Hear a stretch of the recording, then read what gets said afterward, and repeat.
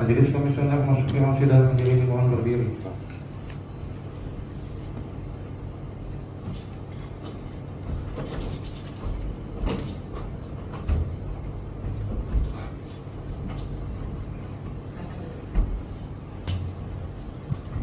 Selamat pagi dan salam sejahtera. Sidang Komisi Informasi Pusat dengan nomor register sengketa 042-5-KIP Strip PSI-2024 antara pemohon Yayasan Advokasi Hak Konstitusional Indonesia terhadap pemohon Kementerian Kesehatan Republik Indonesia pada hari ini Selasa 29 April 2025.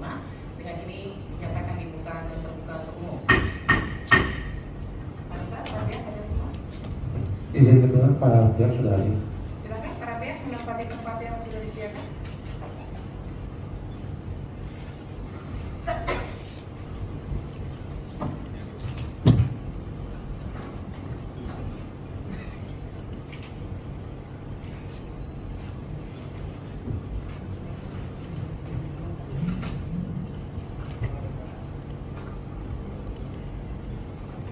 Baik, sesuai dengan agenda sidang kita hari ini adalah pemeriksaan ahli dari termohon.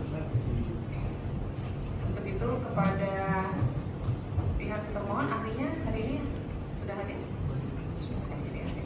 Silakan ahli dari termohon menempati tempat yang disediakan.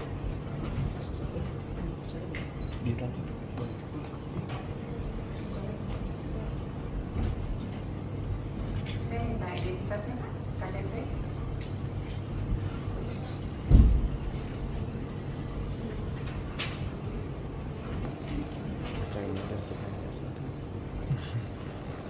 Lu dia jadi BDN nggak diajak nggak mau juga mau ke swasta orangnya emang gak ada syukurnya. Ahli adalah Ade Firmansyah. Ada ceritanya deh bisa Bapak bersedia diambil sumpahnya untuk memberikan keterangan sesuai dengan karyanya? Tersedia. Baik, silakan. Baik, Ibu Ketua, Saudara Dr. Ade Firmansyah Sugiarto, ikuti lafal sumpah yang saya bacakan. Demi Allah, saya bersumpah Saya bersumpah sebagai saksi sebagai saksi akan memberikan keterangan akan memberikan keterangan sesuai dengan apa yang didengar, sesuai dengan apa yang didengar, dilihat, dilihat, dan atau dialami sendiri dan atau dialami sendiri dengan sebenarnya, dengan sebenarnya, tidak lain dari yang sebenarnya. tidak lain dari yang sebenarnya. Baik, terima kasih majelis.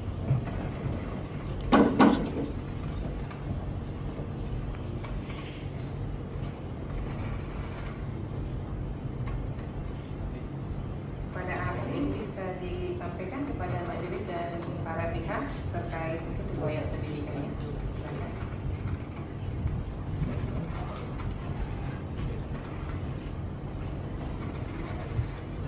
Majelis sudah mungkin untuk fakta persidangan saja, silakan diceritakan satuan dari pendidikan ahli, kemudian paham ya sengketa ini berkaitan dengan apa, terus kaitan dari ahli terkait dengan keahlian yang dibutuhkannya hari ini. Terima kasih.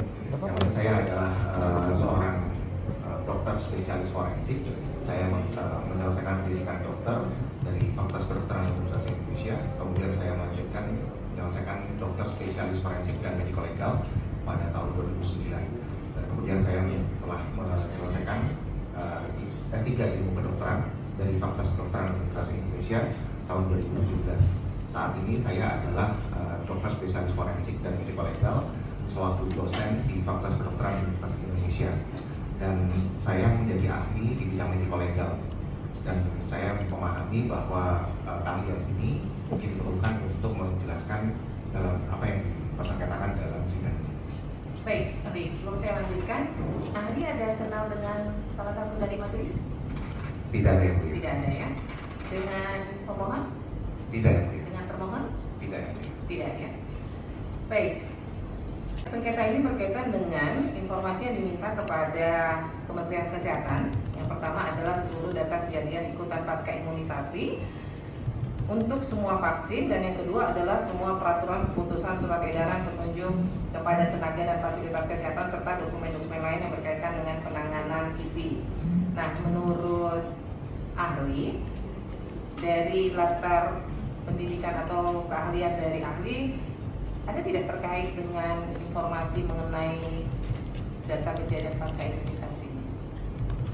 Sepengetahuan saya terkait data kejadian ikutan pasca imunisasi atau kita sebut sebagai KIPI, ini bisa merupakan data yang diperoleh dari tindakan atau praktek pelayanan kedokteran atau kesehatan di fasilitas pelayanan kesehatan.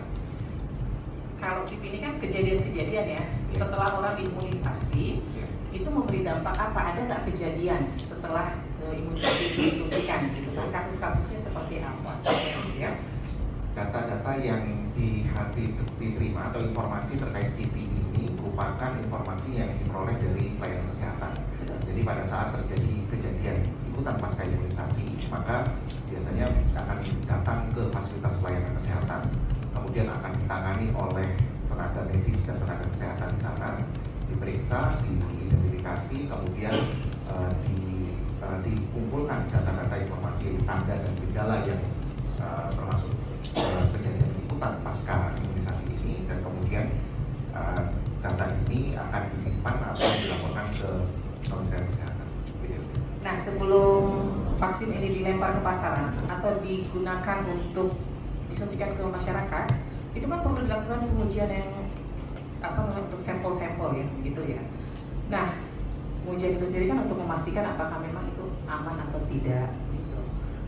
Sejauh mana ahli mengetahui bahwa setiap vaksin itu memang dilakukan pengujian, ya. Dan kemudian kalau saya ingin tahu dari pemahaman ahli, kira-kira biasa kalau vaksin itu disuntikan ke berapa banyak orang sih? Sebelum sebuah vaksin atau produk kesehatan apapun bisa diluncurkan ke masyarakat, maka dia harus mengikuti fase-fase uji klinis, mulai dari prafase untuk ketika penemuan bahan aktif vaksin atau zat tersebut, kemudian dimasuk ke uji fase 1 untuk menilai keamanan, fase 2 untuk menegakkan dosis pemberian, dan fase 3 untuk pengujian ke masyarakat yang lebih luas. Biasanya kalau sudah masuk ke fase 3, maka sebetulnya vaksin itu bisa ataupun obat bisa digunakan secara luas. Jadi fase 1 biasanya berkisar 50 sampel, kemudian fase 2 50-75 sampel, dan fase 3 lebih luas lagi, dan mungkin bisa dilakukan di beberapa institusi atau bahkan lintas negara, sehingga dari situ bisa didapatkan dosis yang aman tanpa adanya efek samping atau masih dapat diterima. Setelah itu, setelah vaksin atau produk kesehatan itu digunakan secara luas, maka dilakukan tetap sebetulnya masih dalam fase uji klinis, yaitu fase 4, di mana itu adalah surveillance, post marketing surveillance, di mana karena tidak semua zat-zat itu bisa memberikan efek yang langsung, sehingga efek-efek itu mungkin baru dilihat atau terjadi dalam kurun waktu 5-10 tahun atau jangka panjang, sehingga selama fase keempat ini atau post marketing surveillance ini masih terus dilakukan dan merupakan bagian dari uji klinis itu. Ya, jadi tahapannya sebenarnya panjang juga ya, dari uji klinis, kemudian fase pertama untuk keamanannya, fase kedua untuk dosis pemberiannya untuk berapa banyak, kemudian fase ketiga baru dilakukan uji ke masyarakat, ya kan?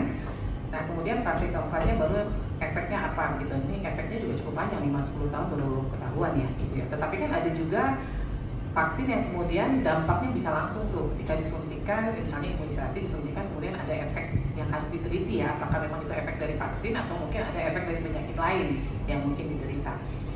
Nah, sepengetahuan ahli, untuk dosis yang diberikan terhadap suatu suntikan imunisasi itu boleh disampaikan kepada publik atau masyarakat berhak tahu nggak kandungan apa saja yang ada di dalam vaksin tersebut, dosisnya berapa banyak dan sebagainya, itu informasinya boleh disampaikan kepada publik? Saya rasa boleh, karena di setiap obat ataupun label bungkus dari obat itu pasti memasukkan ingredients-nya ya, dan itu merupakan bagian penyampaian kepada masyarakat. Saya rasa itu sudah terbuka bagaimana penggunaannya. Seperti kita tahu obat apapun, di cara penggunaan isinya apa juga ada di dalam situ. Baik, ahli Komisi Informasi kami mengawal hak akses masyarakat atas informasi. Nah, dalam pelaksanaan imunisasi yang ada yang sempurna ya, pasti mungkin ada saja kejadian yang terjadi pasca imunisasi. Tadi saya katakan kan, tapi itu harus diteliti lagi apakah benar dampak dari imunisasi atau memang ada penyakit bawaan dari si pasien yang disuntikan itu. Gitu. Tetapi menurut ahli, data kejadian ikutan pasca imunisasi ya yang sudah dilakukan penelitian dan kemudian sudah didapatkan hasilnya itu menjadi informasi yang boleh diakses oleh publik atau tidak? Saat ini saya melihat bahwa data-data kejadian ikutan pasca imunisasi itu sudah mudah sekali diakses gitu ya. Kita kalau kita tinggal googling ya HIV COVID misalnya ya, HIV COVID-19 Indonesia gitu, itu sudah banyak sekali publikasi-publikasi kejadian ikutan pasca imunisasi, baik itu yang dipublikasikan dari UI, dari UIN dan dari institusi manapun, dan itu banyak sekali. Seperti kemarin waktu ramai sekali disuntikan puluhan juta untuk vaksin COVID-19 ya, itu kan ada yang kemudian dia mual, muntah, kemudian panas dingin dan sebagainya. Tetapi kan yang disampaikan di dalam media sosial kan juga tidak terjangkau. Artinya masyarakat belum semuanya juga mencari melalui media sosial dan datanya belum tentu valid gitu karena belum melalui penelitian apakah benar itu terjadi setelah disuntikan vaksin itu atau tidak gitu ya kan. Ini kan masih praduga yang kemudian mungkin oleh media disampaikan kepada publik. Tetapi kan pihak-pihak yang terkait dalam hal ini Kementerian Kesehatan gitu ya kan kemudian melakukan penelitian gitu. Apakah benar yang bersangkutan mengalami kejadian itu pasca disuntikan vaksin gitu kan?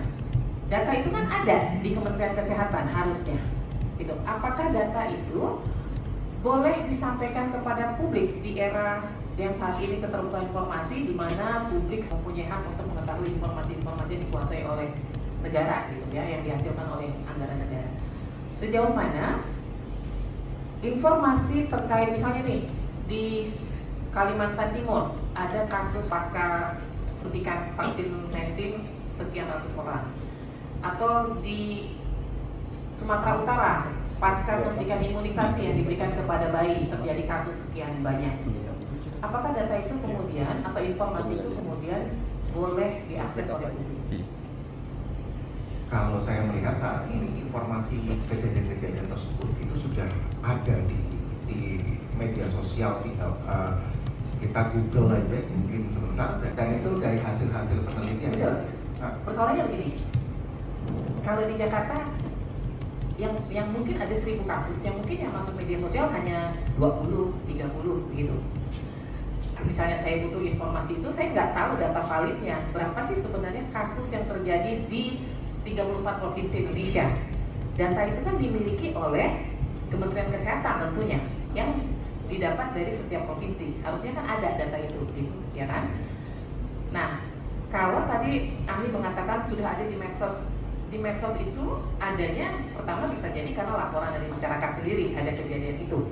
Yang kedua, wartawan yang mungkin standby di rumah sakit atau mencari informasi setelah ada informasi ada kejadian pasca imunisasi gitu.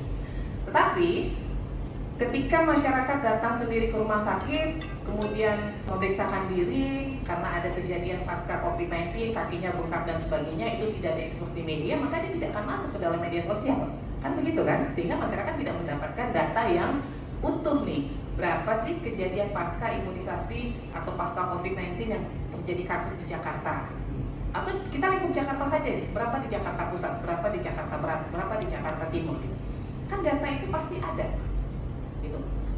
Kalau tadi ahli mengatakan, oh datanya sudah ada di media sosial. Pertanyaan saya balik. Data itu dikuasai oleh Kementerian Kesehatan. Kalau publik ingin mengakses, boleh nggak data itu diminta? Gitu. Bagian dari meneliti atau mencari tahu sudah sejauh mana kemudian pihak-pihak terkait melakukan pengamanan lebih lanjut terhadap vaksin yang diberikan kepada masyarakat. Ya. Saya ingin menjelaskan lebih lanjut bahwa media sosial yang saya maksud di sini adalah bukan media-media sosial yang tidak dijelas kredibilitasnya, tapi dapat kita akses dengan mudah dari institusi-institusi pelayanan terbuka dan dilakukan melalui hasil data itu dihasilkan dari penelitian kedokteran yang tervalidasi. Jadi saya tidak berbicara tentang publikasi dari 1-2 orang atau yang melalui media sosial semacam yang dimiliki pribadi yang tidak kredibel gitu, tapi lebih ke yang sudah diolah dan diteliti oleh institusi penelitian, dan kemudian data ini menjadi data yang valid. Perlu saya sampaikan begini, kalau kita ingin melihat sebuah kejadian itu apakah memang berkaitan atau tidak dan dapat kita generalisasi ke dalam sebuah lingkup masyarakat atau komunitas yang lebih luas, maka data itu harus diolah melalui metodologi penelitian yang jelas, dan tidak selalu sampel atau populasi yang kita masukkan ke dalam penelitian itu tidak selalu kita ambil semuanya, betul. Karena apa? Dalam sebuah penelitian kedokteran itu ada namanya perhitungan jumlah sampel. Nah, perhitungan jumlah sampel itu pasti diambil dari populasi yang terjangkau. Misalnya contohnya, kalau kita ingin melihat bagaimana kondisi TB di Jakarta Pusat, maka kita sebetulnya secara kedokteran kita tidak perlu mengambil semua data, semua sampel yang ada kejadian TB di Jakarta Pusat.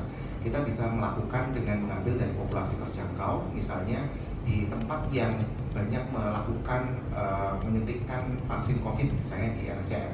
Kemudian kita ambil data di RSCM, kemudian kita bisa lihat apakah sampel-sampel yang kita miliki ini sudah mewakili dari masyarakat tersebut. Kemudian dari situ bisa kita generalisasi bagaimana sebetulnya KIPI yang terjadi akibat vaksin tersebut. Dan kemudian kita bisa mengatakan apakah memang KIPI tersebut adalah KIPI yang ringan, sedang, atau bahkan KIPI serius. Iya, kalau hasil penelitian kedokteran itu kan pasti tidak menjangkau 34 provinsi gitu ya. Nah, kalau data yang ada di data, nih kita bicara data nih, data dan informasi. Ketika ada suatu kejadian, maka kan harus dilakukan pelacakan dulu. Kemudian setelah itu dilakukan analisis terhadap kejadiannya, apakah memang benar itu pasca imunisasi. Kemudian harus ditindaklanjuti. Setelah itu dilakukan evaluasi, gitu kan? Itu kan menjadi satu komponen utuh dari adanya suatu kejadian yang harus kemudian dilakukan evaluasi. Pertanyaan saya, kalau kemudian kedokteran sendiri sudah melakukan penelitian, tetapi penelitiannya saya belum browsing dan saya belum cek apakah memang sudah dilakukan penelitian seluruh Indonesia, tapi saya pernah browsing dan saya tidak menemukan adanya data yang mencantumkan bahwa ada kasus pasca COVID-19 di Jakarta sekian, di Papua sekian, di Maluku sekian. Itu saya tidak menemukan itu, dan dari pihak termohon juga menyatakan itu informasi yang dikecualikan, ya kan? Artinya data yang bukan yang global ya. Kalau yang global kejadian-kejadian, oh di sini ada 2000 itu kan harus ada datanya dong. 2000 itu ringan apa berat, berapa banyak yang ringan, berapa banyak yang berat, berapa banyak yang meninggal gitu, usianya berapa, yang 0 sampai 5 tahun berapa. Itu namanya informasi yang valid, yang lengkap gitu. Nah, menurut ahli itu tersedia nggak di media sosial resmi dari pihak-pihak terkait ya, apakah itu Kementerian Kesehatan dan institusi-institusi yang terlibat atau yang terkait dengan vaksin ini? Kalau saya 2 hari kemarin saya coba googling dengan keywordnya IV COVID-19 Indonesia, itu saya mendapatkan banyak sekali publikasi tentang KIPI-nya. Tadi saya sebutkan ada dari UI, dari UIN, dari Stikbar dan lain sebagainya. Saya tidak bisa jelaskan satu persatu, tapi ada sangat banyak sekali. Jadi menurut saya saat ini informasi terkait KIPI ini mudah sekali diakses, dan masing-masing penelitian itu pasti sebagai satu contoh misalnya ada terkait HIV-nya pada anak, pada orang dewasa seperti apa, mana yang ringan, mana yang sedang, itu mudah sekali diakses. Mungkin kita tinggal, saya rasa semua pihak ataupun masyarakat bisa menggunakan kata kunci yang tepat sehingga bisa mendapatkan hasil yang sesuai. Ya, ahli, ini kan orang per orang atau dokter yang melakukan penelitian ya. Tapi tanpa dokter melakukan penelitian itu kan sebenarnya datanya ada di Kementerian Kesehatan, gitu kan? Pertanyaan saya lebih simpel, ini masyarakat nih Jadi kita mindsetnya jangan, kalau saya mau cari apa-apa saya gampang gitu. Tapi kalau segitu banyak penelitian juga saya harus baca semua, ya, menghabiskan waktu. Dibanding saya minta datanya langsung nih ke Kementerian Kesehatan, karena dia punya nih data secara lengkap se-Indonesia. Ketika ahli dihadapkan pada kondisi ini, ahli butuh data, googling satu persatu atau kemudian minta kepada penguasa data nih yang memiliki seluruh data di se-Indonesia. Sebetulnya saya jadi harus menjelaskan bahwa data informasi yang sejauh mana yang sebetulnya boleh dipublikasikan. Tentunya tidak, apalagi data-data terkait riwayat, kondisi kesehatan seseorang, perawatan, status fisik, status psikis dan lain sebagainya itu merupakan bagian dari rahasia kedokteran yang memang juga harus dikecualikan untuk dibuka.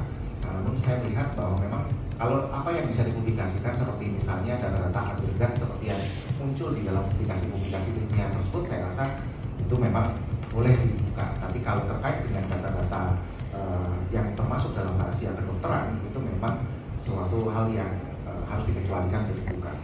Betul, dalam Undang-Undang Terbuka Informasi juga terkait rahasia pribadi itu dilindungi.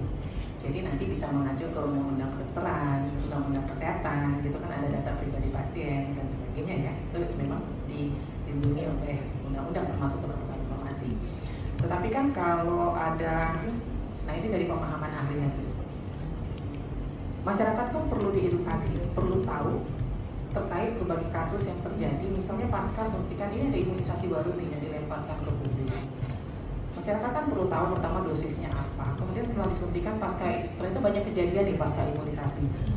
Tanpa menyebutkan nama pasiennya, tanpa menyebutkan domisilinya di mana, tetapi kemudian disampaikan ke publik ada kejadian berdasarkan data dari termohon ya, ada kejadian di Jakarta Timur ditemukan kejadian pasca imunisasi terhadap 30 anak misalnya usia sekian sampai sekian, itu kan tidak menunjukkan secara spesifik, karena kalau yang namanya data pribadi itu dia menunjukkan secara spesifik siapa orang itu, menunjukkan anak itu siapa. Ini kan tidak, kita bisa misalnya rentang 0 sampai atau usia 1 sampai 10 tahun ada 10 kasus misalnya gitu. Nah, kasusnya apa saja. Jadi secara spesifik ya, kasusnya misalnya kakinya bengkak, 2 meninggal, ini itu kasus namanya dari 10 orang itu.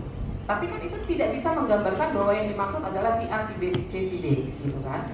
Nah, sejauh mana menurut ahli informasi itu bisa disampaikan kepada orang yang membutuhkan informasi itu? Data itu sebetulnya bisa dibuka, kalau dikecualikan dibuka, misalnya untuk pendidikan ataupun penelitian, namun itu secara terbatas. Sehingga makanya tadi saya menyampaikan bahwa publikasi-publikasi terkait ini memang yang saya pahami dan bisa dipublikasikan adalah misalnya pada seperti yang tercantum di dalam jurnal-jurnal ilmiah kedokteran tersebut, karena di situ sudah pada prinsipnya adalah tidak dapat lagi di trace back untuk siapa orang tersebut. Kalau misalnya kita mengatakan tadi di suatu wilayah, suatu kelurahan X misalnya, terus kemudian di sana ada 10 orang menderita begini, itu masih memungkinkan untuk di trace sehingga bisa terjadi pelanggaran privasi maupun stigmatisasi di masyarakat.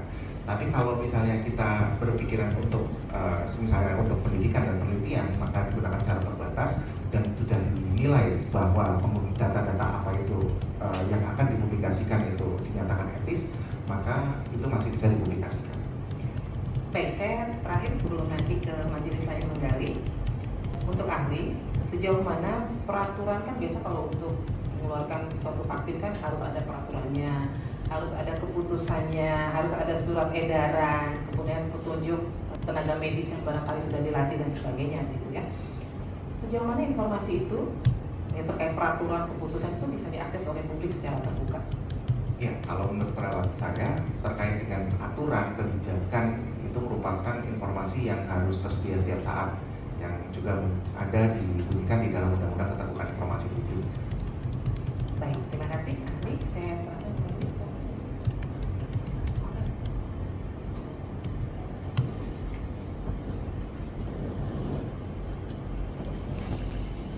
Bu Ketua, Saudara ahli, kalau diistilahkan ada data-data yang mentah begitu ya, raw material, lalu kemudian ada yang sifatnya proses material, satu hal yang sudah di manufacture, sudah dikelola.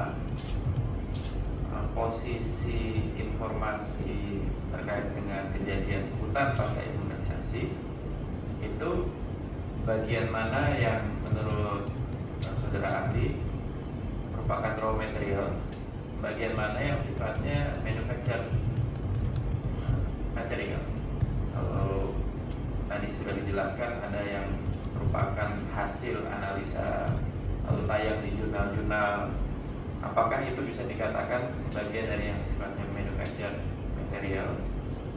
Nah, lalu kemudian permohonan informasi terkait register ini itu sifatnya raw material gitu. Apa tanggapan saya terhadap penjelasan saksi itu pas atau enggak?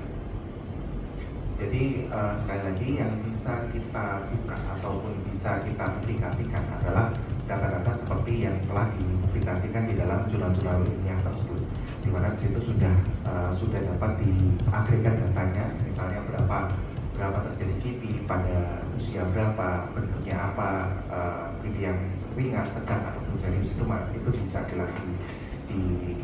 dipublikasikan. Tapi kalau raw material seperti data-data kesehatan, kondisi kesehatan, riwayat kesehatan seseorang, hasil-hasil pemeriksaan fisik, laboratorium, itu semua termasuk adalah informasi yang dikecualikan dan dibuka dan harus dilindungi. Jadi klasifikasi yang saya tangkap itu sesuai dengan yang saudara tadi jelaskan gitu ya, bahwa ada wilayah yang sifatnya raw, data-data mentah, menurut saksi itu tidak bisa dibuka.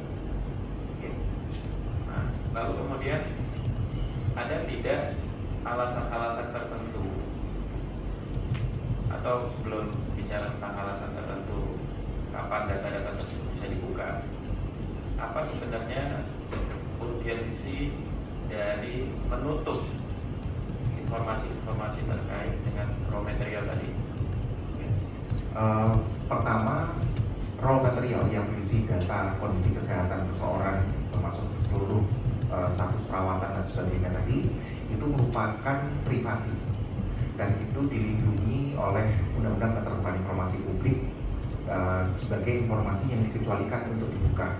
Kedua, di dalam Undang-Undang Perlindungan Data Pribadi juga itu adalah data dan informasi kesehatan merupakan data yang bersifat spesifik yang harus juga dilindungi. Ketiga, di dalam Undang-Undang Kesehatan maupun PP 28/2024 juga menunjukkan bahwa informasi-informasi tersebut adalah rahasia kedokteran yang harus dijaga dan dilindungi oleh institusi yang menghasilkan informasi tersebut. Nah, baik. Lalu bagaimana dengan masyarakat yang ingin ikut serta, atau bahasa dalam dunia kami itu ya, itu ingin berpartisipasi untuk mendapatkan manfaat dari raw material tadi, dalam bentuk misalnya bagaimana memastikan misalnya ingredients atau yang sifatnya komposit dari vaksinasi tersebut itu tidak beresiko negatif atau tidak menimbulkan bahaya bagi masyarakat. Cara seperti apa terkait dengan informasi agar tujuan dari masyarakat yang ingin berpartisipasi untuk menghindarkan masyarakat lain misalnya terhindar dari resiko-resiko bahaya dari vaksinasi atau imunisasi tersebut bisa diperoleh. Jadi sebetulnya kita bisa melihat pada PP 28 tahun 2024 tentang penjelasan aturan penyelenggaraan Undang-Undang Kesehatan 17/2023. Kita lihat di sana bahwa informasi-informasi tersebut bisa saja dibuka. Ada beberapa kondisi untuk dibuka, yaitu pertama atas permintaan aparat penegak hukum, dua dalam kondisi KLB wabah, tiga dalam kondisi terbatas untuk pendidikan dan penelitian. Nah, namun ketika kita akan membuka data yang kalau tadi disebut sebagai raw material itu merupakan data rekam medis, maka ini sebetulnya harus dimintakan secara khusus oleh institusi atau pihak yang berwenang atas kepentingan tersebut. Jadi tidak sembarangan juga dibuka. Misalnya, apakah saya pribadi ingin mengakses rekam medik seseorang untuk meneliti hal tersebut? tidak serta-merta bisa langsung mudah, karena apakah memang saya memiliki pertama saya apakah berwenang, kedua apakah saya memang memiliki kepentingan untuk hal tersebut. Nah, kenapa hal-hal informasi-informasi tersebut akhirnya diolah di misalnya di institusi pendidikan kedokteran atau di institusi tersebut, karena institusi tersebut memiliki kepentingan atas hal tersebut, sehingga bisa diberikan, kalau menurut undang-undang PP tersebut, dia memiliki wewenang untuk mengakses karena dia memiliki kepentingan untuk mengevaluasi dan baik itu zat, baik itu tata cara dan sebagainya terkait dengan vaksin tersebut. Baik, ini terakhir bagi saya. Apa konsekuensi menurut saudara ahli, konsekuensi positif negatif apabila informasi yang sifatnya raw material tadi itu dibuka kepada selain institusi atau instansi yang sifatnya legal formal, atau katakan non-state actors ingin berpartisipasi melihat informasi yang sifatnya raw material tersebut, ini konsekuensinya apa? Negatif, positif, atau apa menurut saksi? Pertama, saya tidak menegasikan bahwa non-state actor tidak boleh berpartisipasi, ya. Tidak, saya jelaskan ya. Non-state actor bisa berpartisipasi. Banyak sekali penelitian-penelitian kedokteran pun dilakukan oleh non-state actors, dan itu sudah wajar oleh grup studi atau grup penelitian tertentu. Kemudian dia membuat penelitian misalnya terkait vaksin, terkait apapun dalam bidang pelayanan kesehatan, itu memungkinkan. Tapi tentunya itu hanya dapat dibuka secara terbatas. Sekali lagi, terbatas dalam artian bahwa harus dilakukan anonimisasi secara ketat, dan non-state actors tersebut ataupun siapapun yang melakukan penelitian kedokteran juga memiliki kewajiban untuk menjaga kerahasiaan data yang mereka miliki. Jadi banyaknya data yang bisa diakses bukan berarti langsung begitu saja diserahkan semuanya. Setiap penelitian kedokteran itu terbatas. Misalnya kita punya 100 raw materials, tapi kita hanya meneliti misalnya 5 diantaranya, maka 95 diantaranya itu tertutup buat kita. Tidak bisa serta-merta, jadi hanya 5 itu saja yang bisa kita akses, dan itu pun juga akan dinilai oleh Komite Etik Penelitian Kesehatan. Apakah dia ethically sound dan scientifically sound untuk mengakses 5 data tersebut. Dan orang yang mengakses data tersebut sebagai peneliti juga memiliki syarat-syarat khusus, seperti sekarang ada GCP, ya, Good Clinical Practice, yang harus dimiliki oleh seorang peneliti. Nah, tujuannya apa itu semua? Adalah tujuannya untuk menjaga kerahasiaan data pribadi. Jangan sampai terjadi pelanggaran privasi. Dan dari pihak-pihak atau penguasa informasi publik tersebut itu juga memiliki kewajiban untuk menjaga.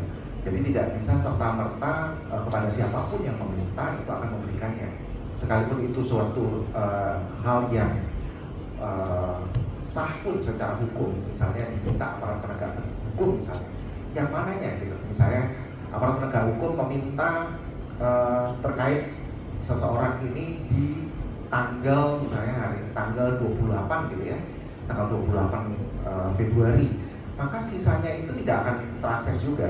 Dia hanya terbatas di 28 Februari tersebut, seperti itu. Nah, ini betul-betul terakhir. Jadi tadi saya dengar dari penjelasan saksi ada yang sifatnya ethically sound, ya, ethically sound sama intellectual scientifically sound. Kalau ada beberapa requirements yang selama ini menjadi saringan bagi mereka yang menginginkan data tersebut, yang sudah berjalan itu siapa aja bisa sebutkan, misalnya sepengetahuan saksi, siapa saja pihak-pihak yang selama ini sudah secara scientifically sound sama ethically sound sudah terlibat, katakan non-state actors yang sudah terlibat, lalu penggunaannya hasilnya apa? Negara mendapatkan apa dari feedback dari mereka? Mungkin tadi seperti di awal saya sampaikan, kita tinggal googling saja IV COVID-19 Indonesia gitu. itu sudah banyak sekali publikasi-publikasi ilmiah terkait kipi vaksin COVID-19 di Indonesia, baik yang dilakukan oleh state actors maupun non state actors. Jadi tinggal kita buka situ tersedia begitu luas, dan efeknya sebetulnya data-data ini bisa dikumpulkan dan kemudian bisa kita nilai apakah memang betul bagaimana kondisi atau keamanan suatu vaksin itu di Indonesia. Terima kasih.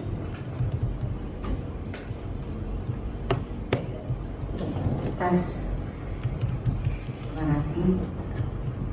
Jadi saksi ahli saya mencoba mereminder tentang permohonan data SOYAN. Jadi permohonan data ini kan yang diminta adalah seluruh data kejadian kipinya dan dokumen lain yang berkaitan dengan penggunaan. Saya tertarik dengan ada beberapa hal. Tadi katanya tidak berkaitan dengan permohonan, betul? Saya Tidak ada. Oke. Secara instansi tidak berkaitan. Maksudnya dengan profesi saksi ahli ini, apakah berkaitan dengan badan hukum dalam hal ini Kemenkes? Saya adalah dosen di Fakultas Kedokteran Universitas Indonesia, PNS di PNS, tapi dalam menjalankan profesi ke depannya juga tidak berkaitan dengan sertifikasi atau apa, tidak berkaitan. Dari maksudnya Kemenkes siapa tahu ada misalnya ke depannya ada hal-hal yang perlu izin ke sertifikasi, memang ada nggak harus validasi Kemenkes. Ini mengklirkan kalaupun ada tetap dipastikan tidak ada konflik of interest dalam clear ya. saya kalau dikatakan ada kepentingannya dengan Kemenkes pasti. Saya adalah seorang dokter, saya berpraktek di Indonesia, saya pasti mengurus STM dan SIP, dan saya pun berpraktek di RSCM dan sebagai rumah sakit vertikal Kemenkes. Jadi kalau dikatakan itu terlibat, itu kami mohon majelis untuk artinya dalam arti kami hanya reminder bahwa kalau di tarif benar negara kan memang ada pasti keterkaitan, tetapi tidak mempengaruhi konflik of interest, artinya tetap independen ya. tidak.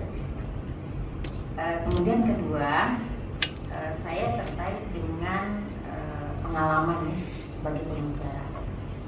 Nanti boleh dikaitkan dengan hal yang mengenai penelitian dan pengabdian. Ini sebagai pembicara waktu itu ya, tahun 2020, pengabdian masyarakat di era pandemi COVID-19, dan ada lagi sebagai pembicara multidisciplinary approach in COVID-19.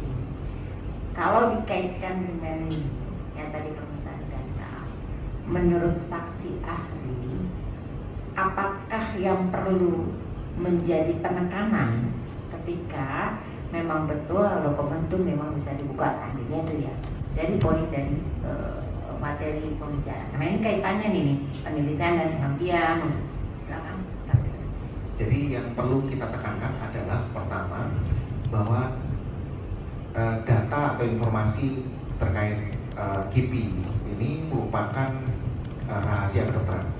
Rahasia kedokteran itu bisa kita buka secara terbatas adalah untuk beberapa hal, termasuk kalau dalam bidang yang saya lakukan adalah untuk pendidikan dan penelitian kedokteran. Namun itu hanya secara terbatas, seperti yang saya tadi telah jelaskan. Sehingga tidak bisa saya menggunakan, sekalipun mungkin saya ketika saya berpraktek di RSCM, saya termasuk menghasilkan informasi publik tersebut, saya mengetahui data-data tersebut, tapi tidak serta-merta saya memiliki hak untuk menggunakan data itu. Saya harus mengajukan terlebih dahulu sebagai sebuah penelitian kedokteran, sehingga saya bisa mempertanggungjawabkan apa yang akan saya hasilkan, baik secara saintifik maupun secara etik. Baik, batasan-batasan mana? Kalau tadi memang secara normatif, kalau kaitan dari permohonan yang dimintakan oleh pemohon, menurut saksi, batasan mana yang bisa, saya langsung aja ya, yang bisa memang diperlihatkan menurut keilmuan saksi ahli, dan batasan ini tidak bisa karena kalaupun sifatnya sederhana, ada benang merah yang nanti bisa digali oleh pengguna informasi kepada data yang lain. Jadi itu mana yang batasan kalau publikasi? Batasannya tentu kalau memang akan meminta langsung adalah tentunya data-data agregat ya. Misalnya seperti yang tadi saya sudah jelaskan di awal, seperti data-data yang terpublikasi di jurnal-jurnal ilmiah tersebut. Data-data tersebut saya rasa harus dapat diakses dan dapat diberikan secara mudah, data-data agregat misalnya. Kalau misalnya saya cut dulu, seandainya memang itu belum terakses, kalau udah diakses kan pasti udah bisa udah diperoleh, nggak perlu pemohon susah-susah gitu loh. Ini kalau seandainya kaitan tadi yang misalkan kita sudah melawan reminder dulu nih permohonannya, batasan mana? Kalau yang mudah diakses ya udah pasti nggak perlu lagi dimintakan oleh pemohon. Katakanlah ini belum ada terpublikasi, apa yang menjadi indikator dari menurut keilmuan saksi ahli ini bisa dikasih, terlepas itu udah diakses. Kita bicara katakan belum diakses. Saya rasa kalau terkait data-data spesifik seperti rahasia kedokteran ini, maka menurut saya setiap pihak yang ingin mendapatkan data tersebut bisa mengajukan proposal penelitian kedokteran untuk diajukan ke komite etik, sehingga kita bisa tahu untuk tujuannya dan bahwa data itu memang dipergunakan untuk kepentingan yang saintifik dan etik. Harus melalui mekanisme itu. Kalau dengan formnya seperti ini kan itu mekanisme. ya, Kalau tadi saya pertanyakan batasan datanya, Ya, bukan mekanisme. kalau batasan datanya tadi saya sampaikan Ya. bahwa data-data sepanjang data-data itu berupa data agregat seperti yang terpublikasi di jurnal-jurnal ilmiah, itu saya rasa itu harus bisa diberikan. Berarti intinya kalau bicara itu maka guidance untuk memperoleh publikasi tersebut gitu ya, Iya. gitu ya, Ya. supaya mungkin dalam hal ini pemohon belum ke ranah publikasinya, ya kan? Ya. Media. Seandainya pun belum, misalnya belum dipublikasi, masih bisa dimintakan kan? Ya, masih bisa. Masih sepanjang ada indikator yang terpenuhi ya, gitu. Ya. Baik. Nah, satu lagi bahwa kan dengan pengalaman saksi ahli, ini kan pandemi ini bukan di kita aja nih. Menurut data pembanding di beberapa negara, mekanisme sederhana apa yang dianut oleh negara lain ketika ada publik ingin mengajukan permohonan yang relatif hampir sama, benang merah atau jenis ininya? Seperti apa mekanisme sederhana di tempat lainnya, di negara lain? Karena ini kan udah pemohon minta, udah apa, kayaknya semacam ada batasan-batasan khusus ya. Kalau negara lain seperti apa? Ini kan pandemi general ya. Gimana? Kalau saya tidak bisa berkomentar tentang proses terjadi di negara lain, tapi yang terjadi di negara kita adalah pada prinsipnya pertama, data informasi kesehatan seseorang itu merupakan rahasia kedokteran yang harus kita jaga, sehingga apa-apa saja yang bisa kita akses dan kita publikasikan dari dalamnya itu harus kita akses dan kita publikasikan secara ilmiah dan secara etis. Jadi tidak mungkin kita membuka semua data itu tanpa melalui jalur-jalur, baik itu dari sisi aturan keperundang-undangan maupun kepatutan yang jelas. Saya rasa demikian. Jadi memang belum pernah ya. Karena saya lihat di sini nih ada 2021 COVID-19 Death and Their Families Humanitarian Forensic Action Intensive. Berarti kan ketika menyampaikan materi itu mungkin sebelumnya ada data dari yang informasi bermanfaat buat kita ini dari negara lain. Yang bisa saya sharing adalah dari informasi-informasi yang dipublikasikan oleh negara-negara lain, itu juga sama seperti yang dapat kita publikasikan di negara kita. Mekanisme di sana? Kalau mekanismenya di sana saya tidak dapat. Berarti hukum materi ini tidak ada kaitan mekanisme? Tidak ada kaitannya. Tidak ada. Itu hanya pada apa-apa saja kita sharing tentang data-data terjadinya COVID-19 di setiap negara. Terakhir bicara COVID-19 Death and Their Families, berarti kan ada data yang berbicara terkait dengan kematian. Kalau nggak salah ya, Ya. saya menyederhanakan ininya. Ya. Nah, pastikan ketika bicara materi ini ada mungkin informasi seperti apa sih yang ini sih. Berarti kan bukan di Indonesia saja kan. Saya tidak dalam pertemuan tersebut kita tidak berbicara tentang atau tidak sharing tentang mekanisme permintaan informasi, karena yang itu adalah forum ilmiah dan kita bersharing informasi tentang bagaimana terjadinya kematian yang ada di masing-masing negara. Tidak ada berkaitan dengan vaksin itu menyebutkan penyebab kematian pada waktu itu. Kan Terkait bukan vaksin itu mekanisme tadi kita tidak. udah bilang, makanya sumber kematian misalnya ada pengaruh apa. Pada waktu itu tidak. Jadi kita lebih ke bicara tentang kematian dan bagaimana pencegahan penularan dari jenazah Bukan tersebut. penyebab kematiannya. Bukan Bukan ya, saya ulang lagi, bukan penyebab kematiannya. bukan penyebab kematiannya apabila terkait dengan vaksin. Bukan Jadi ya. penyebab kematiannya terkait dengan penyakit Jadi saksi ahli COVID-19. tidak pernah memperoleh data dari negara lain terkait dengan mengenai data. Saya ulang lagi nih, ya kan, ini direkam. Dalam keilmuan saksi ahli tidak pernah memperoleh data tentang kematian di negara lain yang berkaitan dengan COVID-19. Saya tidak mengatakan demikian. Saya mengatakannya adalah saya tidak memperoleh data terkait kematian COVID yang berkaitan dengan vaksin. Oh ya, di negara Ya, lain. di negara lain. Oh. Cukup, betul. Saudara saksi kan termasuk kategori peneliti ya, berarti ya. Lalu juga termasuk bagian dari masyarakat. Tadi ada salah satu syarat untuk mendapatkan data yang sifatnya raw materials itu untuk penelitian. Nah, saudara sendiri sebagai peneliti pernah tidak mengakses raw materials, data mentah untuk kebutuhan penelitian?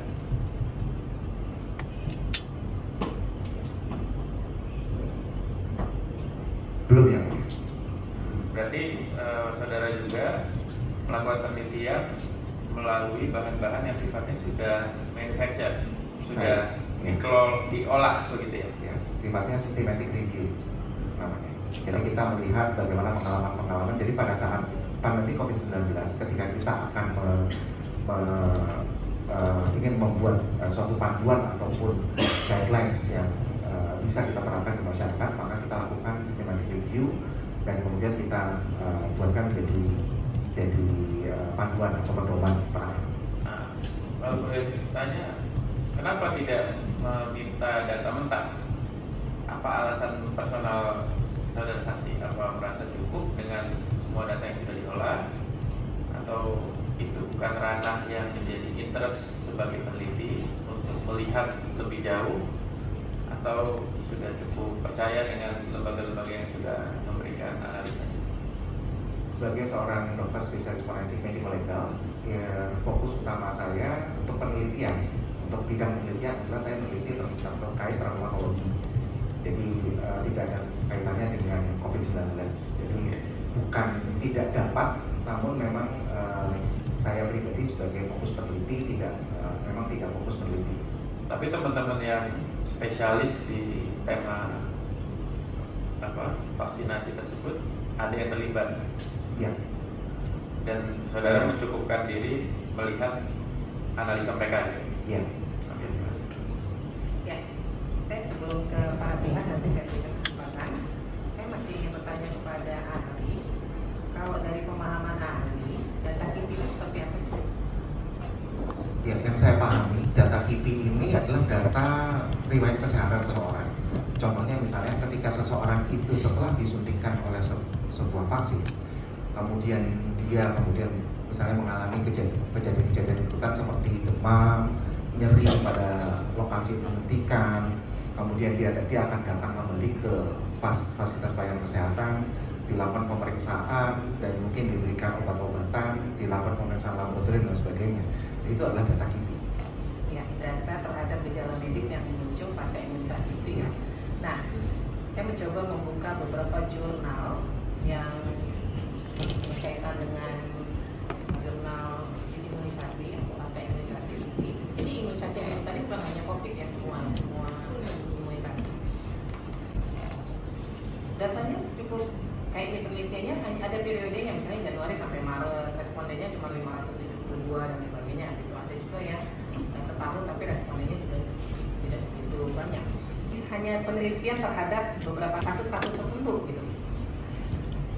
Bagaimana masyarakat bisa mendapatkan informasi secara utuh terkait misalnya begini. Pada tahun 2021 disuntikan vaksin COVID misalnya Sinovac. Sinovac disuntikan kepada 2 juta masyarakat Indonesia. Dari 2 juta masyarakat Indonesia yang disuntikan, kemudian ditemukan gejala medis berapa banyak. Gejala medisnya apa saja? Misalnya, kan kalau data KIP-nya harus jelas ya. Jenis vaksinnya apa yang disuntikan? Dosisnya berapa banyak? Kemudian cara pemberiannya seperti apa? Terus kondisi kesehatan setelah menerima vaksin itu bagaimana? Itu kan data semua ya, informasi. Nah, kalau masyarakat mencari dari jurnal, tidak akan menemukan data yang valid seperti itu. Data itu dikuasai oleh badan publik. Ya, badan publik itu pemilik informasi atau penguasa informasi yang informasinya bisa dipertanggungjawabkan ketika kita minta. Gitu. Nah, bagaimana kemudian pertama publik bisa mengakses sejauh mana informasi terkait data KIP itu bisa diakses tanpa kemudian menunjukkan identitas pribadi seseorang, ya? Atau memang data KIP itu kemudian menjadi informasi yang harus benar-benar ditutup hanya untuk keperluan penelitian baru boleh dibuka.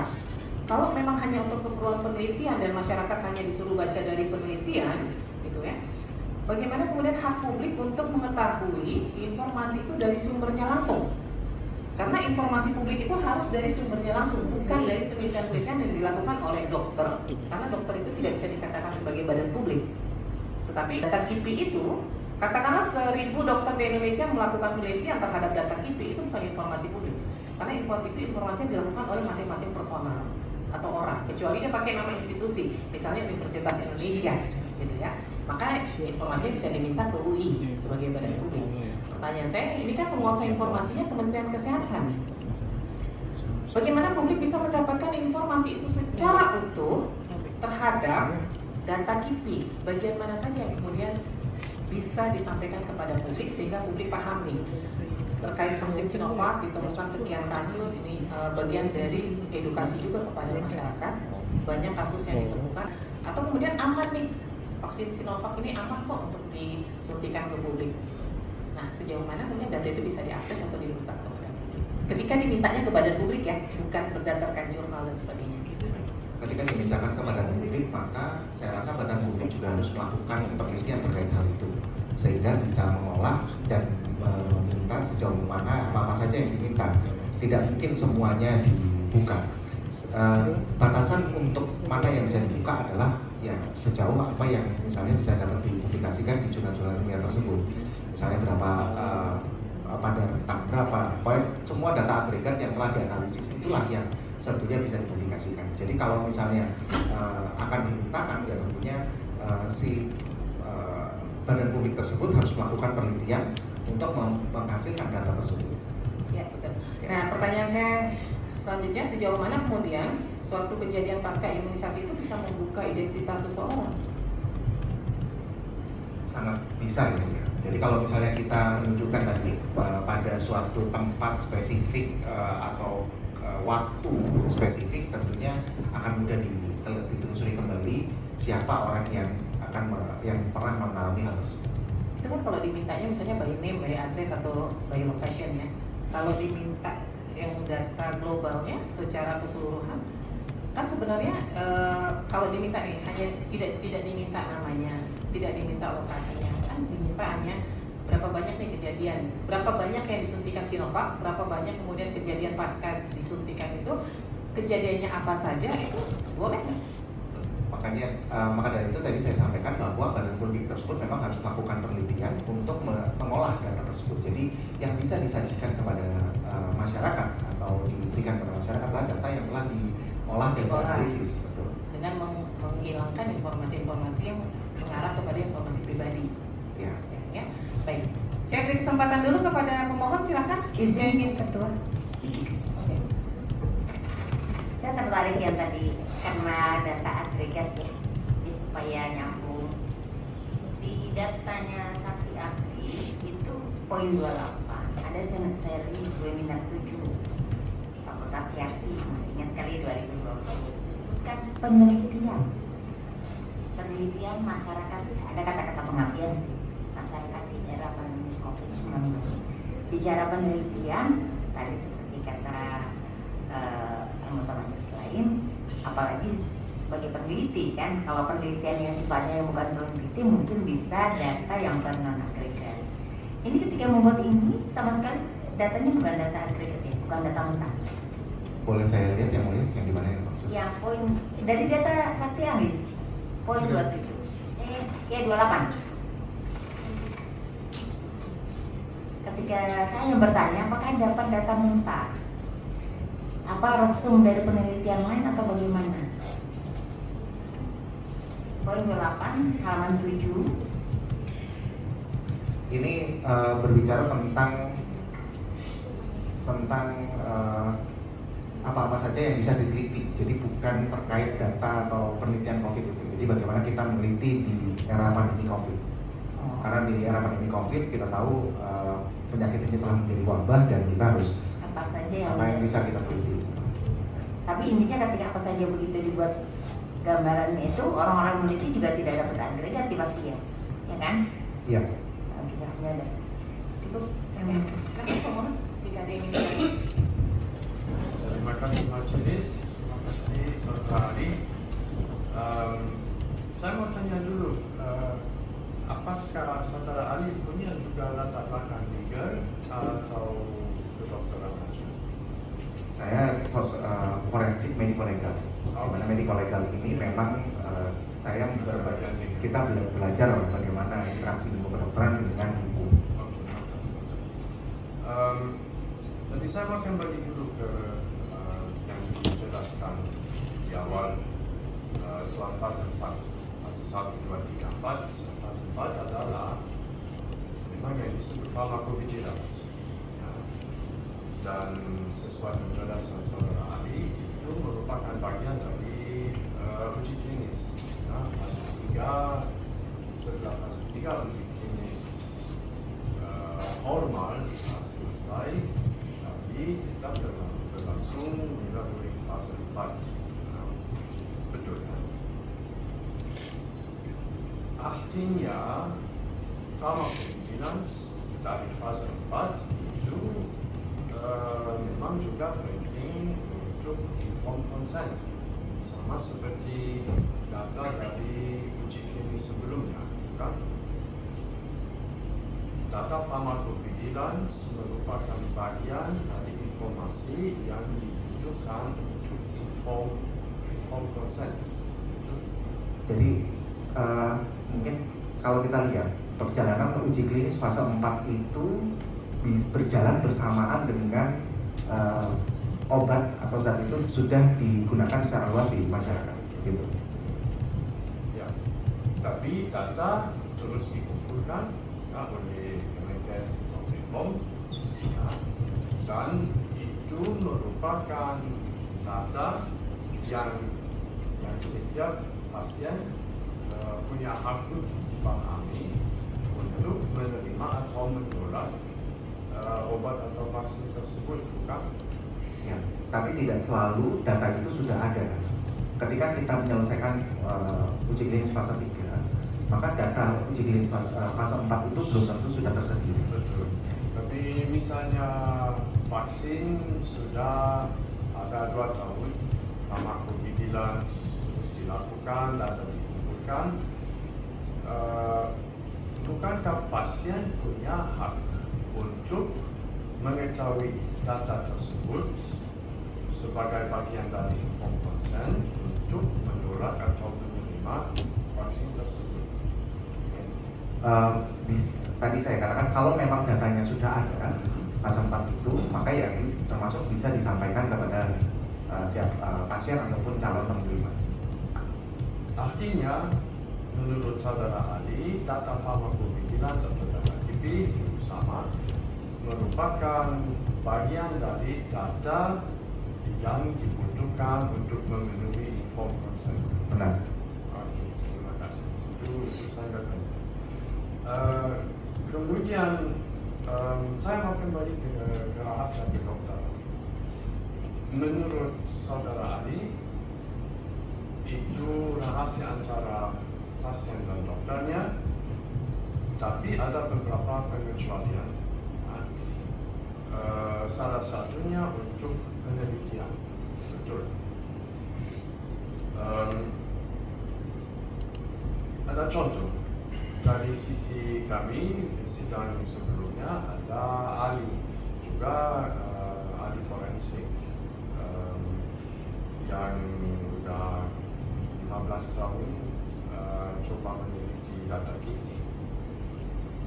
Tapi beliau tidak pernah berhasil untuk mendapatkan data. Beliau adalah ahli forensik dan imunologi di salah satu universitas resmi. Menurut saudara ahli, bagaimana cara untuk ahli tersebut untuk mendapatkan data yang dibutuhkan untuk melakukan penelitian sendiri, misalnya tentang kipi salah satu vaksin? Dari mana dia bisa dapat data? Kalau memang setiap orang yang akan melakukan penelitian, tentunya bisa, saya terkait KIPI, dia bisa membuat suatu protokol penelitian yang diajukan ke Komite Etik Penelitian Kesehatan. Di nasional ada KIPKN dan di FKUI RSCM kita memiliki KIPK sendiri. Setelah dinilai secara ilmiah dan secara etis, bila protokol tersebut scientifically sound dan ethically sound, maka peneliti bisa mengakses data yang dimaksud. Nah, namun sekali lagi saya katakan terkait penelitian pun sama, kita tidak membuka semua data secara keseluruhan, hanya terbatas pada apa-apa saja yang akan kita teliti. Jadi akses kita hanya pada data-data tersebut.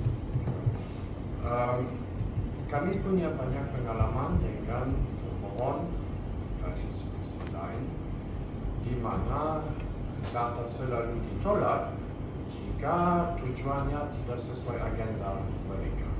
Saya kasih contoh. Misalnya ada peneliti dari tim kami yang mau melakukan investigasi lebih lanjut terhadap vaksin polio yang oral. Memang diakui oleh WHO dan Kemenkes sendiri bahwa semua kasus polio di Indonesia disebabkan oleh vaksin oral polio. Virus liar tidak lagi ada. Ini topik kontroversial yang selalu di media dibantah oleh termohon.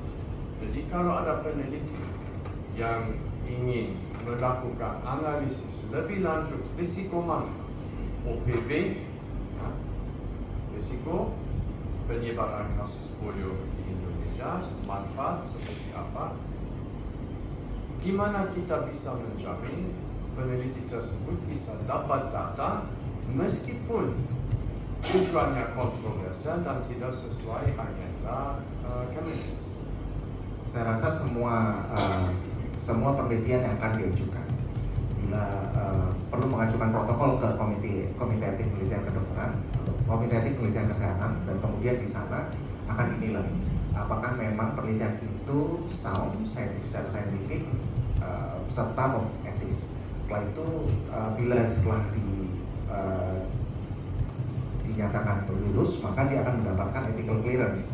Dan saya rasa dengan ethical clearance, maka sebetulnya setiap orang bisa mendapatkan data untuk penelitiannya tersebut. Okay. Apakah saudara ahli tahu apa itu regulatory capture?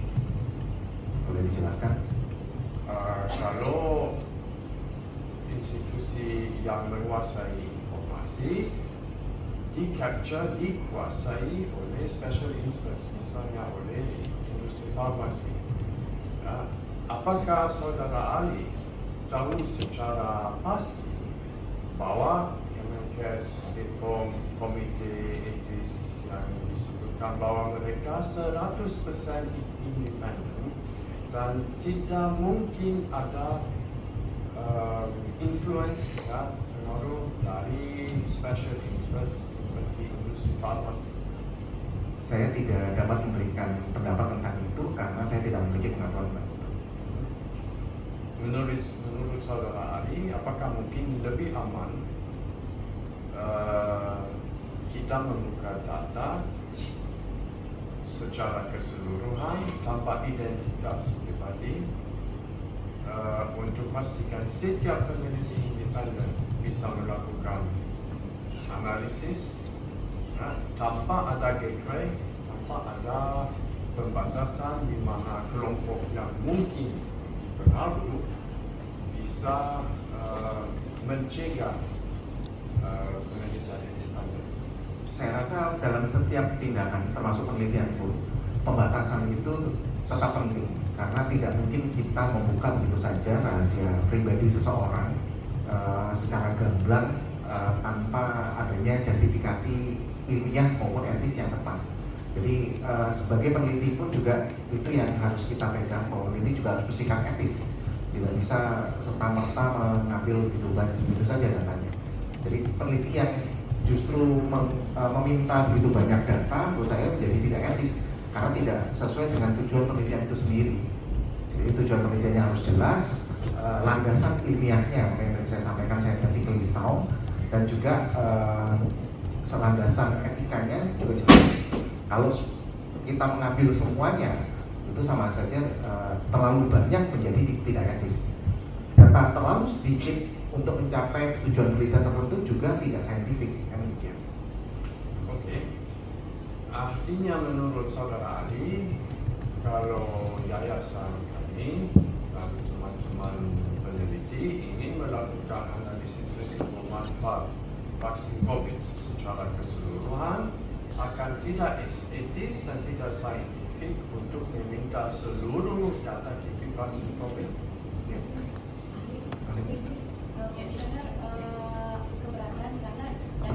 Sudah menjelaskan bahwa untuk melihat kewenangan suatu peneliti mau meminta data itu udah ada komitenya dan bukan merupakan kewenangan dari saudara ahli. Saudara Ali pasti Sudah dijelaskan. Sebentar. Ngomongnya ke majelis ya, jangan nanti jadinya perdebatan antara para pihak. Jadi tadi kan dijelaskan kalau yang minta kan ini institusi yang ada izinnya dokter dan sebagainya. Pemohon menanyakan ini kalau pendapat pemohon yang ingin ditanyakan kepada ahli, kalau kemudian yang mengajukan itu adalah individu di luar dokter yang memang harus ada izin dari pihak atau institusi-institusi yang rentetannya lah ya, selain Kementerian Kesehatan dan sebagainya, ini individu. Nah kan organisasi individu itu bagaimana? Kalau ahli tidak paham kan ahli bisa menjawab tidak paham, tapi kalau ahli paham mungkin bisa dijelaskan gitu. Silakan. Saya bisa tambah Ya. menjadi lebih jelas. Pada saat vaksinasi COVID, memang tidak ada satupun institusi di Indonesia yang berani atau bersedia atau mau melakukan analisis risiko manfaat sesuai dan lengkap untuk semua jenis vaksin COVID. Kalau ada organisasi, misalnya sebuah yayasan yang mau melakukan analisis tersebut tanpa punya izin ini, izin itu, atau bukan universitas ya, tapi sebuah organisasi lain, gimana? Apakah boleh mendapatkan semua data untuk melakukan analisis atau hanya data hanya boleh dibuka untuk profesi tertentu?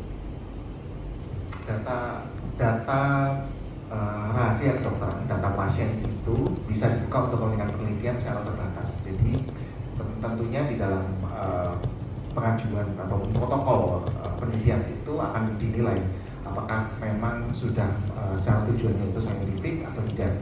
Dan untuk memenuhi tujuan tersebut maka jumlah sampel itu juga harus dinilai.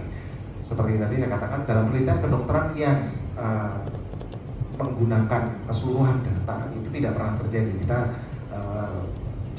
bisa terjadi seperti total sampling, namun biasanya kita menghitungnya dengan sampel penelitian karena terlalu banyak pun juga kita nyatakan sebagai tidak etis. Maka biasanya permohonan data melalui jalur penelitian itu harus dihitung dulu sampelnya berapa. Tidak mungkin tidak perlu keseluruhan. Semuanya juga kalau kita masukkan semuanya justru menjadi tidak etis. Terlalu banyak tidak etis, terlalu sedikit juga mengakibatkan analisisnya nanti tidak saintifik. Saudara Ali, Saudara Ali tahu apa itu safety signal terkait vaksin atau obat? Boleh dijelaskan? Sinyal keamanan, safety signal, di mana kita bisa melihat indikasi mungkin ada bahaya untuk jantung dari vaksin tersebut. Saya rasa saya dihadirkan di sini sebagai ahli untuk informasi ya. Iya, Ya. ini Terkait terkait vaksin. informasi. Tahu apa itu safety signal?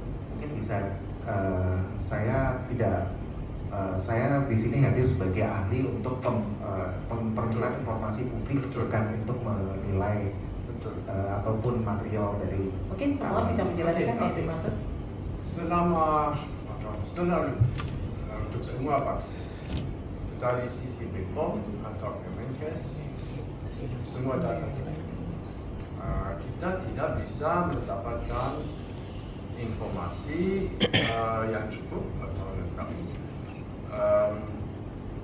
Nah, kalau kita mau melihat apakah vaksin tertentu punya safety signal, ada indikasi bahaya untuk jantung atau ada indikasi bahaya stroke, ya, bukankah kita membutuhkan keseluruhan dari data setiap kasus ya, untuk menilai atau melihat safety signal?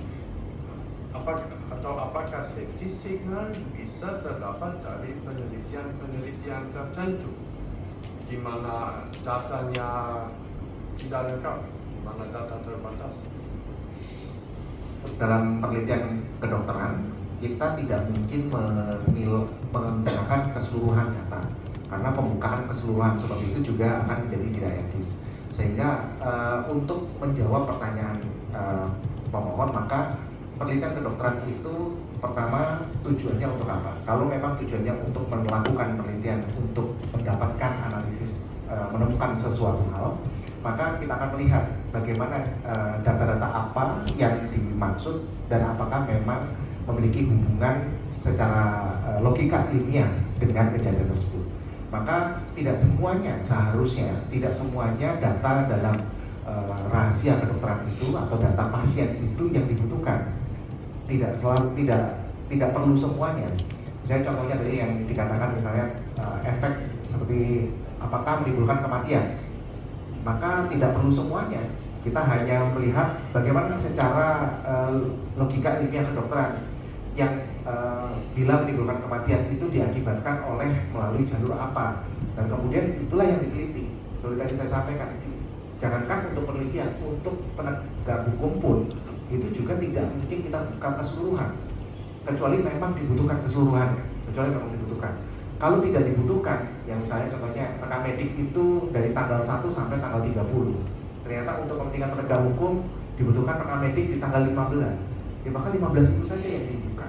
Demikian. Sebentar, mohon. Ahli tadi kan mengatakan yang melakukan penelitian adalah institusi kedokteran ya? Tidak.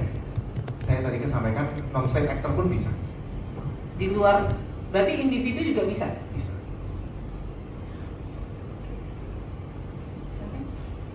Apakah saudara Ali tahu VAERS dari US? Bisa dijelaskan? Database KIPI dari Amerika Serikat. Bisa dijelaskan? Amerika Serikat, USA, punya database KIPI. USA punya hukum perlindungan data pribadi yang sangat kuat, jauh lebih kuat, jauh lebih ketat dari Indonesia. Betul? Saya menolak menjawab bahwa data Undang-Undang Perlindungan Data Pribadi Indonesia kurang kuat dibanding Amerika. Untuk dicatat. Mereka punya hukum sangat kuat, sangat ketat. Saya menjawab bahwa Undang-Undang PDP kita juga kuat ya. Berarti ada hukum nasional yang harus dihormati kalau misalnya. Saya di sini saya buka database VAERS dan di sini saya bisa melihat case report setiap kasus KIPI yang pernah dilaporkan ada. Misalnya patient developed an injection site area was istilah terlalu medis. 15-year-old male recurrent ear infections and measles was even MMR within 24 hours. Parents noted hearing deficit confirmed by physician exam. Age 3, sex masculine, dan ada juga akses full report. Jadi untuk setiap orang, setiap pasien yang mengalami TB, ada data yang tersedia dengan umur tahun, male or female, negara bagian, siapa pelapor, apakah rumah sakit atau pribadi, dan juga simptom, gejala yang dialami dan penjelasan oleh dokter. Tapi tidak ada nama, tidak ada alamat, tidak ada data yang bisa mengidentifikasi seorang individu. Menurut saudara Ali, kalau itu standar di US, di Indonesia boleh juga untuk publikasi dalam bentuk tersebut. Tentunya kalau data yang ada di Indonesia, publikasi data maupun informasi publik yang bisa dipublikasikan di Indonesia harus mengikuti peraturan perundang-undangan yang berlaku di Indonesia. Dan kalau tidak ada informasi apapun yang bisa identifikasi seorang, apa yang melarang publikasi informasi tersebut? Publikasi informasi dalam bentuk apapun harus mengikuti peraturan perundang-undangan dan asas kepatutan dan hukum yang berlaku di Indonesia. Dan di dalam peraturan perundang-undangan, yang mana yang melarang publikasi case report yang tidak memungkinkan identifikasi individu, di mana tidak ada data pribadi. Publikasi data pribadi di dalam peraturan undang-undangan telah diatur di dalam Undang-Undang tentang Keterbukaan Informasi Publik, di dalam Undang-Undang Kesehatan Nomor 17 2023 dan PP Nomor 28 Tahun 2024. Selanjutnya juga ada Undang-Undang tentang Perlindungan Data Pribadi Tahun 2022. Ya, dan apakah di situ ada ketentuan khusus yang melarang publikasi informasi KIPI ya, yang tidak mengandung personal information, yang tidak mengandung data pribadi apapun? Pada prinsipnya, seperti yang tadi di depan sudah saya jelaskan, data spesifik terkait dengan informasi rahasia kesehatan itu termasuk suatu rahasia dan diperbolehkan untuk dibuka. Jadi kalau saya tidak bisa berpendapat terkait Amerika, tapi apa yang dilakukan di Indonesia harus mengikuti peraturan perundang-undangan di Indonesia. Sekali lagi, di peraturan perundang-undangan Indonesia, ketentuan yang mana yang melarang publikasi data seperti yang saya baru jelaskan, case reports, ya, semua case report tanpa data pribadi. Keberatan tadi sudah dijelaskan sama ahli bahwa perlindungan data pribadi, informasi kesehatan pribadi pasien sudah dilindungi hukum nasional, baik undang-undang. Sudah, termohon ahli di sini, ini ahli bukan saksi ya, tolong dibedakan. Ahli dia harus netral. Jadi termohon juga tidak bisa membela ahli, walaupun ini termohon yang menghadirkan ahli, karena posisi ahli adalah memberi keterangan sesuai keahliannya. Begitu. Kalau ahli ternyata tidak paham atau tidak mengerti, ahli cukup menjawab tidak menguasai atau tidak paham, gitu. Ya, jadi komisioner tadi karena sudah dijelaskan Oh, dan nggak dia apa-apa. minta. para pihak kan saya berikan kesempatan seluas-luasnya untuk bertanya. Kalau ahli tidak paham atau itu tidak dalam penguasaan ahli, maka ahli tinggal menjawab tidak paham, gitu. Ya, demikian ya. Jadi kalau ditanya perundang-undangan, ahli kemudian tidak mengerti atau tidak tahu di pasal berapa atau di undang-undang yang mana, cukup dikatakan tidak menguasai undang-undang tersebut, gitu. Nggak masalah, ya. Ya, saya hanya ingin mengulang penjelasan saya tadi di depan bahwa pertama terkait Undang-Undang Nomor 14 Tahun 2008 tentang Keterbukaan Informasi Publik, bahwa pasal 2 ayat 4, informasi publik yang dikecualikan bersifat rahasia sesuai dengan Undang-Undang Kepatutan dan Kepentingan Umum. Ini adalah suatu informasi yang harus dikecualikan untuk dibuka. Selanjutnya di pasal 6 di sini juga dikatakan bahwa badan publik berhak menolak memberikan informasi yang dikecualikan sesuai dengan ketentuan peraturan perundang-undangan. Di pasal 6 ayat 2 juga badan publik berhak menolak memberikan informasi publik apabila tidak sesuai dengan ketentuan perundang-undangan. Karena yang dimaksud ini adalah informasi-informasi yang saya di pasal 6 ayat 3-nya adalah terkait dengan informasi yang berkaitan dengan hak-hak pribadi dan informasi yang berkaitan dengan rahasia jabatan. Di bab 5 informasi yang dikecualikan pasal 17 juga dinyatakan bahwa di Undang-Undang KIP keterbukaan informasi publik bahwa informasi publik, badan publik wajib membuka akses bagi setiap pemohon informasi publik untuk mendapatkan informasi publik kecuali informasi publik yang apabila dibuka dan diberikan kepada pemohon informasi publik dapat mengungkap rahasia pribadi, yaitu 1. riwayat dan kondisi anggota keluarga, 2. riwayat, kondisi, dan perawatan pengobatan kesehatan fisik dan psikis seseorang. Di Undang-Undang Nomor 27 Tahun 2022 tentang Perlindungan Data Pribadi disebutkan bahwa data pribadi yang bersifat spesifik salah satunya adalah data dan informasi kesehatan, data biometrik, genetika, dan sebagainya, dan seterusnya. Di pasal di Undang-Undang Nomor 17 Tahun 2023 tentang Kesehatan dikatakan bahwa di pasal 177 setiap fasilitas pelayanan kesehatan harus menyimpan rahasia kesehatan pribadi pasien, dan fasilitas pelayanan kesehatan dapat menolak mengungkapkan segala informasi kepada publik yang berkaitan dengan rahasia kesehatan pribadi pasien kecuali berdasarkan ketentuan sebagaimana dimaksud.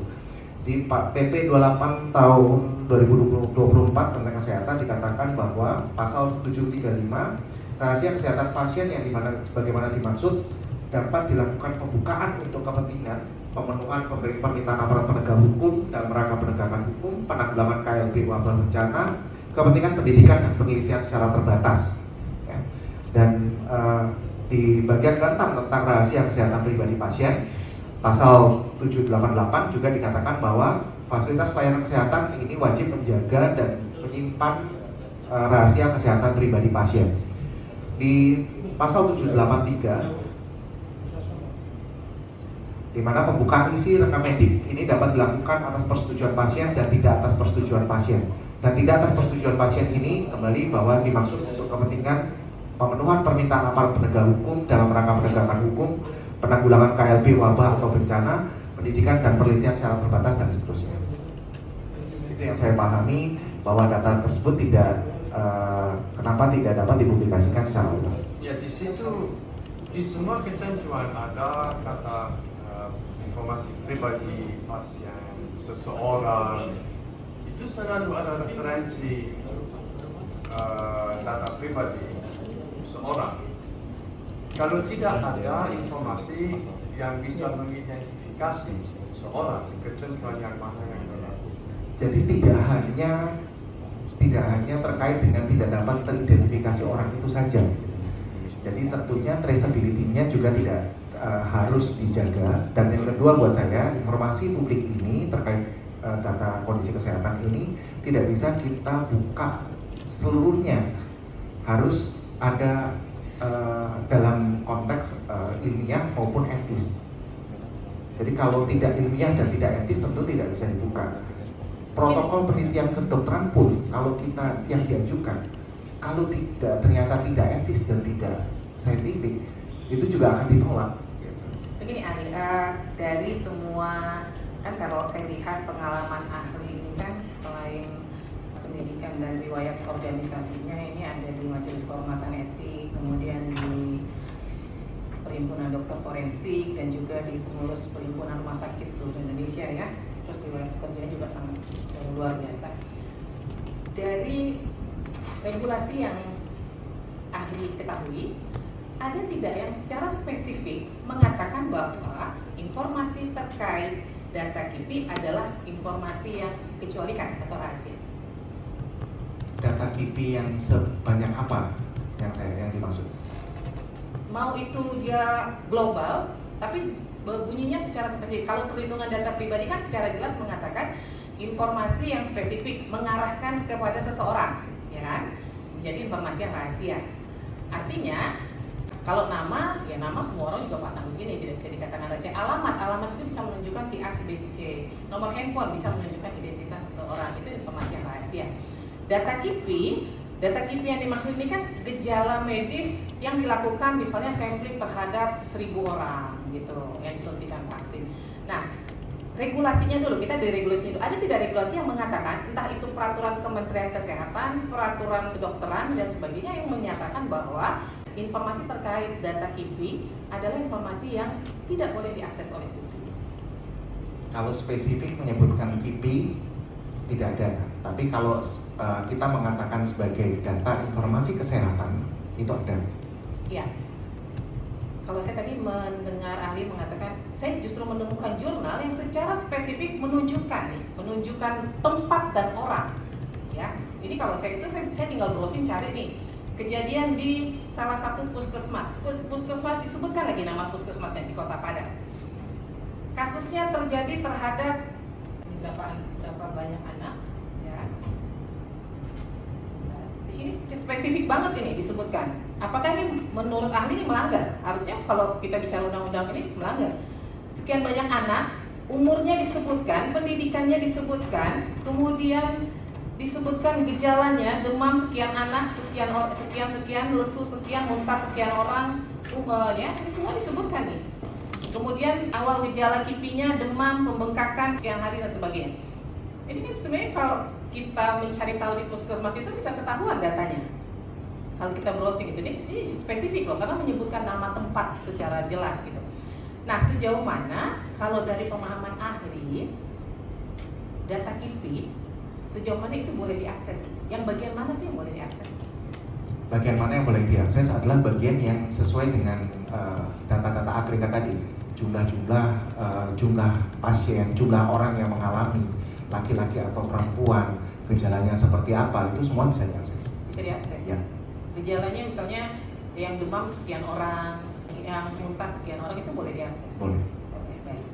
Ada lagi yang ditanya mohon? Cukup? Ya, satu terakhir. Ada contoh kasus khusus. Pada tahun 2021 atau 2 kalau tidak salah, pada saat vaksinasi anak Sinovac mulai, ada teman saya, seorang dokter, dia mengajukan permohonan kepada BPOM untuk data pharmacovigilance, artinya data KIPI Sinovac, antara lain juga uji klinis dan semacam. Itu semua ditolak.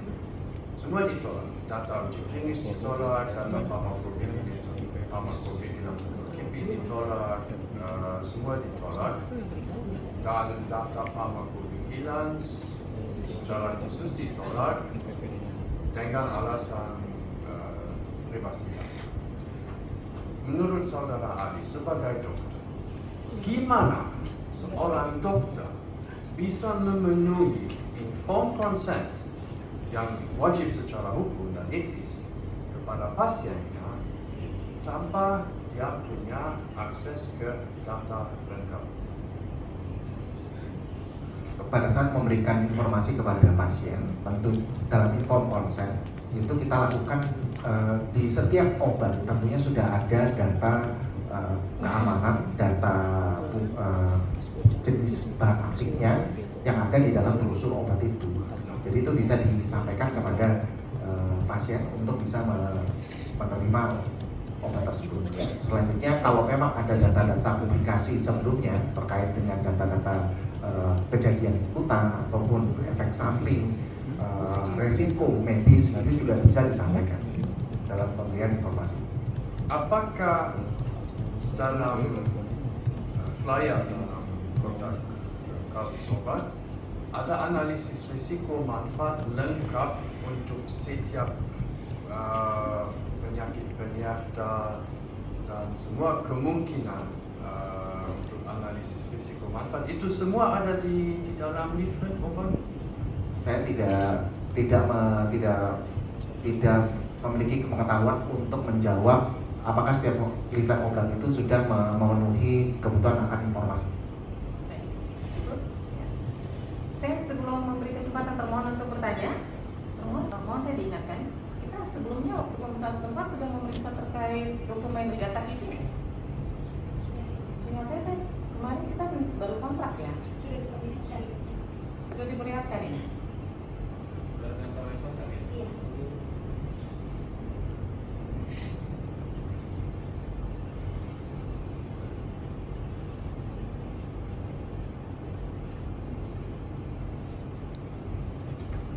Saya perlu lihat sekali lagi deh itunya. Ada di bawah nggak? Ada di bawah ya.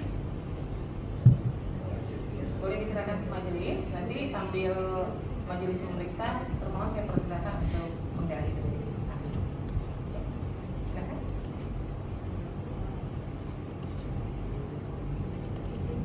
Ya, silakan. Satu kali pencet aja.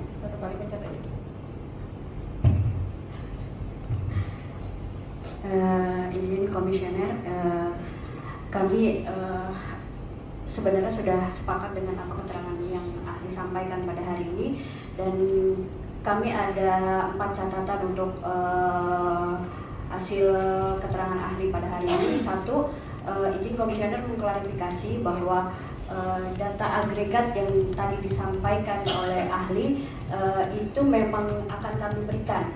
Cuma waktu itu pemohon menyampaikan bahwa yang dimintakan adalah raw material yang isinya gejala pasien, keluhan pasien setelah diberikan imunisasi, apakah demam, bengkak, atau mengalami kematian, dan itu kami mengkategorikan sebagai informasi kesehatan, yang dimana kami sampaikan bahwa informasi kesehatan tersebut informasi yang dikecualikan.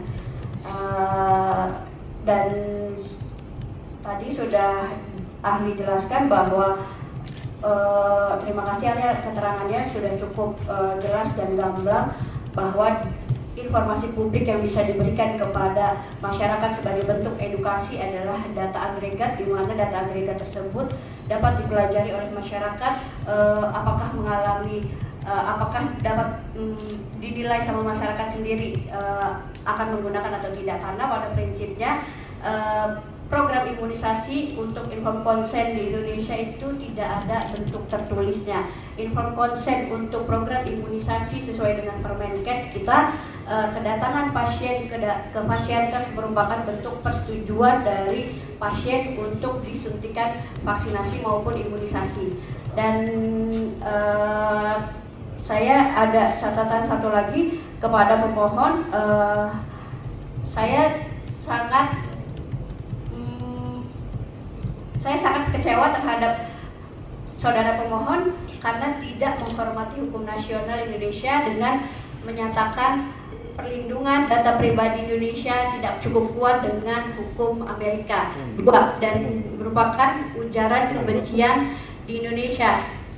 Yang ketiga adalah kami akan memproses atas dasar ujaran kebencian pemohon kepada termohon. Cukup itu. Ya, baik. Ini data hasil audit KIPI serius ya. Kalau yang lainnya mana ya? Yang ada nggak yang sedang atau yang ini kan by name, by kasus ya. Kalau yang rekapnya ada nggak?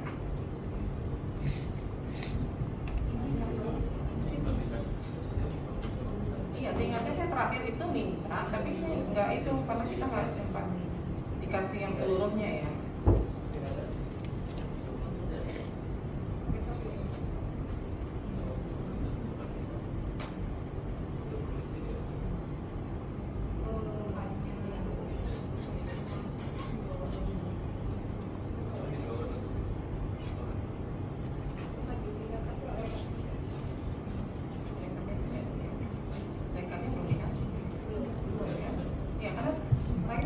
Terakhir itu saya minta ini, cuma belum disampaikan.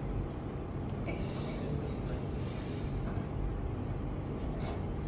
Baik, kepada ahli Dr. Ade Firmansyah, terima kasih banyak sudah berkenan menyempatkan waktu dan memberikan keterangan sebagai ahli dalam sidang Komisi Informasi untuk register 041 ini. Apa yang ahli sampaikan tentunya akan menjadi pertimbangan buat majelis dalam membuat keputusan ini. Terima kasih. Saya persilakan untuk kembali ke Ya, satu belakang. jam setengah. Bang.